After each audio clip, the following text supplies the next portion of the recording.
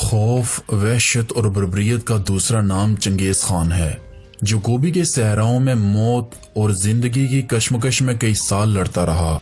لیکن کیسے پتا تھا کہ تیموجن نامی یہ لڑکا جو غاروں، جنگلوں اور پہاڑوں میں اپنی جان بچانے کے لیے مارا مارا پھرتا ہے، ایک دن چنگیز خان کے نام سے خدا کا قہر بن کر اپنے دشمنوں پر نازل ہوگا، یہاں تک کہ یورپ کے عیسائی بھی اس کے قہر سے بچ نہ سکیں گے۔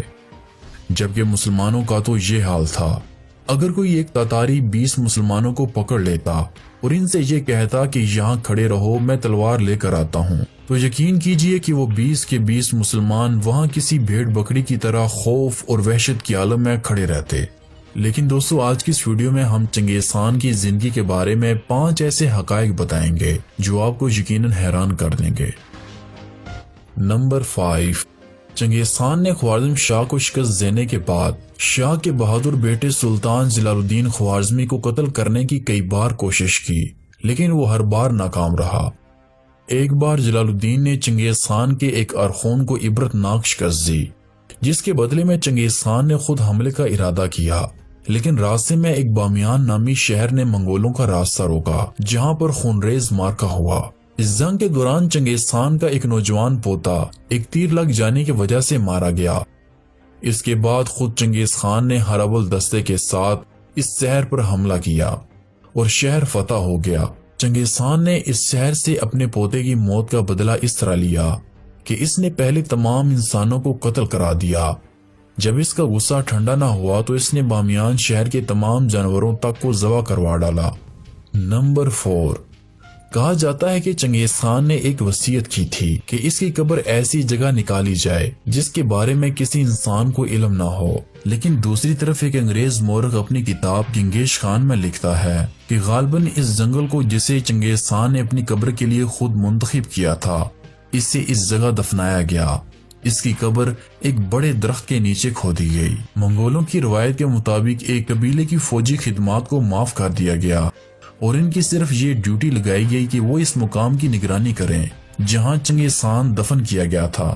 ان درختوں کے جھنڈ میں ہمیشہ خوشبو جلائی جاتی، یہاں تک کہ اطراف کا جنگل اتنا گھنا ہو گیا اور دوسرے درختوں میں وہ بڑا سا درخت کھو گیا جس کے نیچے چنگیز خان دفن تھا اور اس کی قبر کا کوئی نشان باقی نہ رہا۔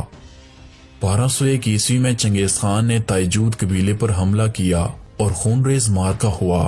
اس جنگ میں ایک تیر چنگیز خان کے گھوڑے کو آ لگا۔ اس جنگ میں چنگیز خان کافی زخمی ہو چکا تھا۔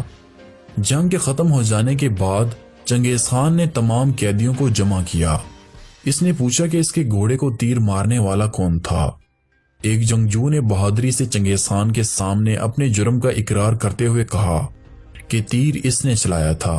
چنگیز خان نے اسے قتل کرنے کے بجائے اس کی بہادری سے متاثر ہو کر اسے اپنی فوج کا ایک اعلیٰ سالار بنا دیا، جو پھر تاریخ میں جبی نویان کے نام سے مشہور ہوا، جس نے چین کی فتح اور خوارزم پر حملے کرنے کے لیے چنگیز خان کے لیے بے شمار خدمات سر انجام دیں۔ نمبر 2، چنگیز خان کے 4 بیٹے تھے، جوچی خان، چغتائی خان، اغدائی خان اور تولی خان۔ لیکن کیا آپ جانتے ہیں کہ ان چاروں میں سے اس کا بیٹا جوچی خان اس کی اپنی اولاد نہیں تھا، کیونکہ اس کی بیوی بورتا کو اس کے دشمن قبائل اٹھا کر لے گئے تھے، جسے انہوں نے تقریباً 8 ماہ اپنی قید میں رکھا، اور اس دوران چنگیز خان کی بیوی بورتا امید سے تھی۔ جب اسے چنگیز خان نے آزاد کروایا تو اس وقت جوجی کی پیدائش ہوئی۔ چنگیز خان اپنے اس بیٹے جوجی سے بے حد پیار کرتا تھا، اور جب بوڑھے چنگیز خان کو یورپ کی چراگاہوں سے اپنے اس عزیز بیٹے کی موت کی اطلاع ملی تو اس کے کچھ ہی دنوں کے بعد چنگیز خان کی موت ہو گئی۔ نمبر 1، چنگیز خان نے کئی لاکھ انسانوں کو قتل کرا کر ان کے سروں سے مینار بنائے۔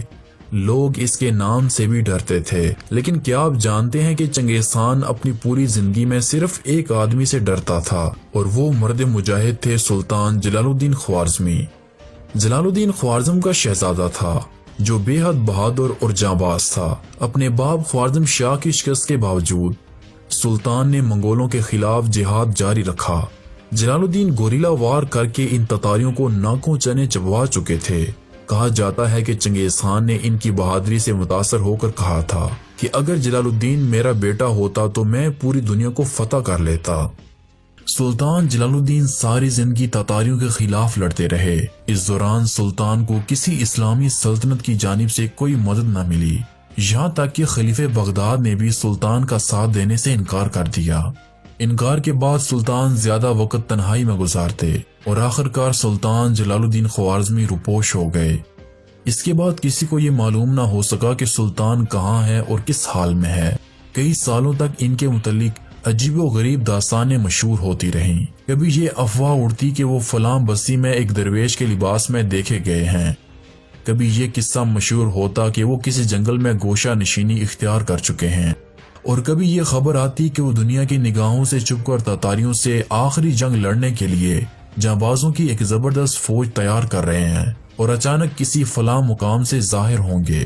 چنگیز خان نے ان کی تلاش میں ملک کا کونا کونا چھان مارا۔ سینکڑوں آدمیوں کو جلال الدین سمجھ کر چنگیز خان نے انہیں موت کے گھاٹ اتارا، اور اس کا سراغ لگانے والوں کے لیے اس نے بڑے بڑے انعامات مقرر کیے، لیکن جلال الدین خوارزمی کا کچھ پتہ نہ چل سکا۔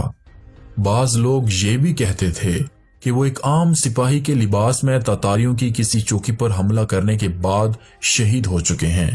بعض لوگوں کا یہ خیال تھا کہ انہیں قوم کی کسی غدار یا تاتاریوں کے کسی جاسوس نے قتل کر دیا ہے۔